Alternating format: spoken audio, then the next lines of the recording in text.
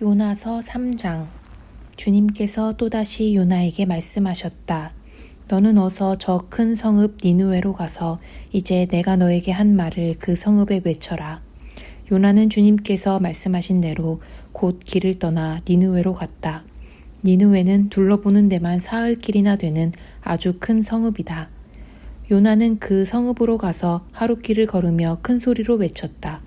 40일만 지나면 니느웨가 무너진다.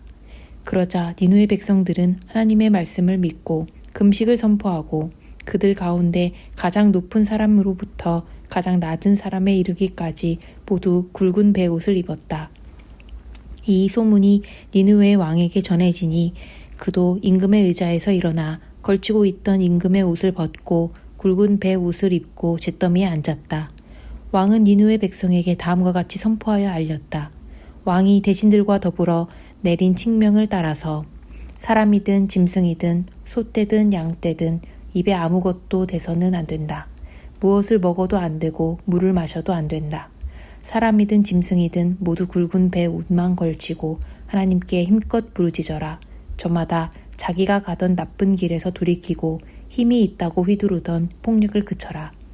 하나님께서 마음을 돌리고 노여움을 푸실지 누가 아느냐. 그러면 우리가 멸망하지 않을 수도 있다.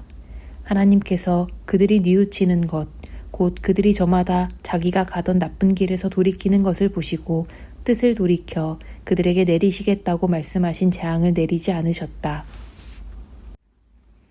요나서 4장. 요나는 이 일이 매우 못마땅하여 화가 났다. 그는 주님께 기도하며 아뢰었다. 주님, 내가 고국에 있을 때에 이렇게 될 것이라고 이미 말씀드리지 않았습니까? 내가 서둘러 스페인으로 달아났던 것도 바로 이것 때문입니다.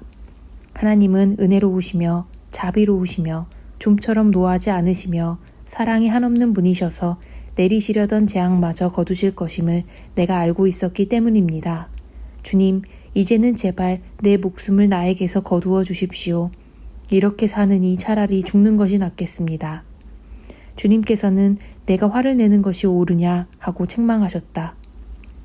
요나는 그 성읍에서 빠져나와 그 성읍 동쪽으로 가서 머물렀다. 그는 거기에다 초막을 짓고 그 그늘 아래에 앉았다. 그 성읍이 어찌 되는가를 볼 셈이었다. 주 하나님이 박 넝쿨을 마련하셨다. 주님께서는 그것이 자라올라 요나의 머리 위에 그늘이 지게 하여 그를 편안하게 해주셨다. 박 넝쿨 때문에 요나는 기분이 무척 좋았다. 그러나 다음날 동이틀 무렵 하나님이 벌레를 한 마리 마련하셨는데 그것이 박 넝쿨을 쏠아버리니 그 식물이 시들고 말았다. 해가 뜨자 하나님이 찌는 듯이 뜨거운 동풍을 마련하셨다. 햇볕이 요나의 머리 위로 내리쬐니 그는 기력을 잃고 죽기를 자청하면서 말하였다. 이렇게 사느니 차라리 죽는 것이 더 낫겠습니다. 하나님이 요나에게 말씀하셨다. 박 넝쿨이 죽었다고 내가 이렇게 화를 내는 것이 옳으냐? 요나는 대답하였다. 옳다 뿐이겠습니까? 저는 화가 나서 죽겠습니다. 주님께서 말씀하셨다. 내가 수고하지도 않았고 내가 키운 것도 아니며 그저 하룻밤 사이에 자라났다가 하룻밤 사이에 죽어버린 이 식물을 내가 그처럼 아까워하는데 하물며 좌우를 가릴 줄 모르는 사람들이 12만 명도 더 되고 짐승들도 수없이 많은 이 큰 성읍 니느웨를 어찌 내가 아끼지 않겠느냐. 요한계시록 9장. 다섯째 천사가 나팔을 불었습니다. 내가 보니 하늘에서 땅에 떨어진 별이 하나 있는데 그 별은 아비소스를 여는 열쇠를 받았습니다. 그 별이 아비소스를 여니 거기에서 큰 용광로의 연기와 같은 연기가 올라왔습니다. 그래서 해와 하늘이 그 구덩이에서 나온 연기 때문에 어두워졌습니다. 그리고 그 연기 속에서 메뚜기들이 나와서 땅에 퍼졌습니다. 그것들은 땅에 있는 전갈이 가진 것과 같은 권세를 받아 가지고 있었습니다. 그것들은 땅에 있는 풀이나 푸성귀나 나무는 하나도 해하지 말고 이마에 하나님의 도장이 찍히지 않은 사람만을 해하라는 명령을 받았습니다.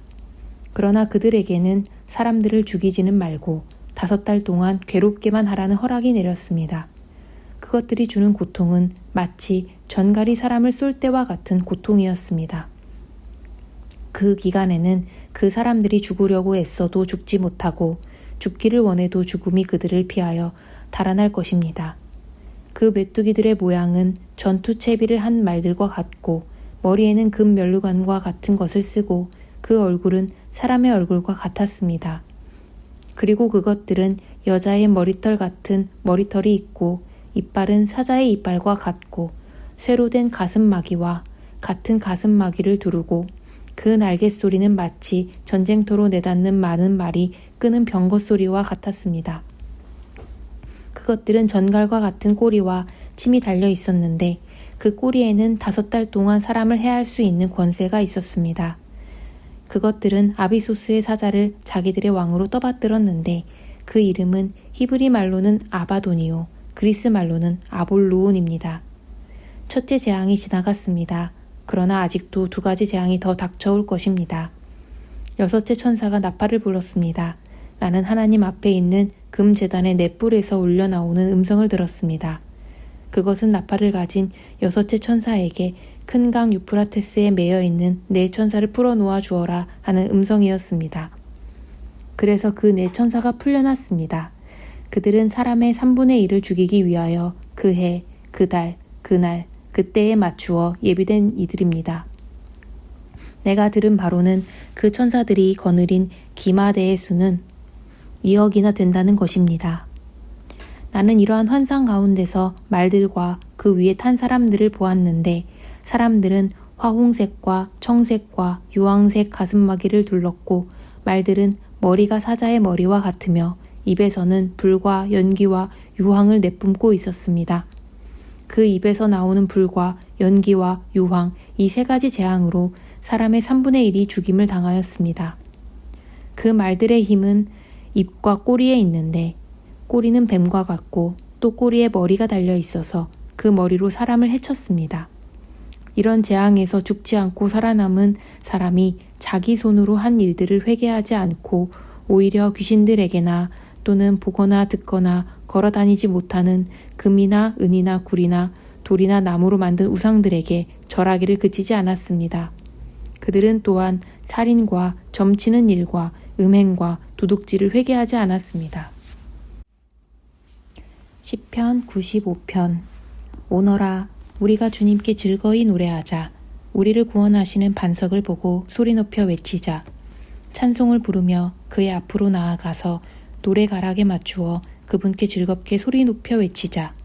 주님은 크신 하나님이시오. 모든 신들 위에 뛰어나신 왕이시다. 땅의 깊은 곳도 그 손안에 있고 산의 높은 꼭대기도 그의 것이다. 바다도 그의 것이며 그가 지으신 것이다. 마른 땅도 그가 손으로 빚으신 것이다. 오너라, 우리가 엎드려 경배하자. 우리를 지으신 주님 앞에 무릎을 꿇자. 그는 우리의 하나님이시오. 우리는 그가 기르시는 백성이며 그가 손수 이끄시는 양떼다. 오늘 너희는 그의 음성을 들어보아라.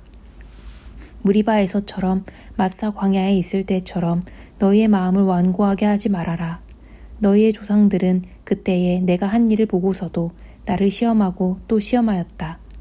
40년을 지나면서 나는 그 세대를 보고 실증이 나서 그들은 마음이 빗나간 백성이요 나의 길을 깨닫지 못하는 자들이구나 하였고 내가 화가 나서 그들은 나의 안식에 들어오지 못할 것이다 하고 맹세까지 하였다.